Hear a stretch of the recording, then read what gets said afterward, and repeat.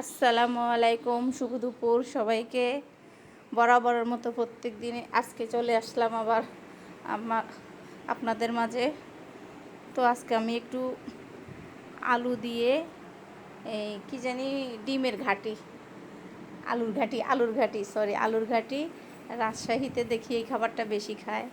ওদের রান্নাটা অনেক সুন্দর আমি দেখেছি, তবে আমরা এভাবে খাই, তবে ওদেরটা দেখেই অনেক লোভনীয় মনে হয়। তো আমি ভাবতেছি আজকে এভাবে রান্না করব, কারণ আমার কালকের তরকারি আছে, তো এই জন্য শুধু আজকে আলুর ঘাটি। তো আমি 4টে ডিম সিদ্ধ করে নিয়েছি, কারণ মানুষ কম আছে বাসায়। আগের তরকারি আছে, আর একটু শাকভাজি করছি, ওগুলো আমার মোবাইলে নেওয়া হয় নাই, শুধু এটাই নেওয়া হয়েছে। তো আমি হলুদ, মরিচ, আদা বাটা, রসুন বাটা একসাথে কষাই নিছি, আর আলুগুলা সিদ্ধ করে ছিলে হাতে একটু কুচলাই নিছি। ডিমগুলোও ভাজি করে ফেলছি সিদ্ধ করে, ওগুলো দেখানো হয় নাই। আর আমি একটু পানি দিয়ে দিচ্ছি, কারণ আমার আজকে সিম্পল রান্না, আর তরকারি আছে, শাকভাজি আছে।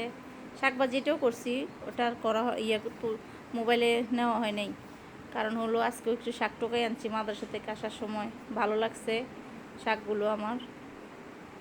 তো এখানে আমার তরকারি প্রায় শেষ পর্যায়ে হয়ে গেছে। কাঁচামরিচ দিয়ে দিছি, আর পানিও দিয়ে দিছি, আর ডিমগুলো এখন দিয়ে দিব। তো দুপুরবেলা আজকে সিম্পল, মা, ছেলে, মেয়ে 3জনেই, শুধু রাত্রে ওরা খাবে। তরকারি শর্ট পড়লে রাত্রে একটু ডিম ভাজি করে দেওয়া যায়, সমস্যা হয় না। এখানে মেয়ের জন্য ভাত বাড়িয়ে নিছি, এখানে ডিম তরকারি। আর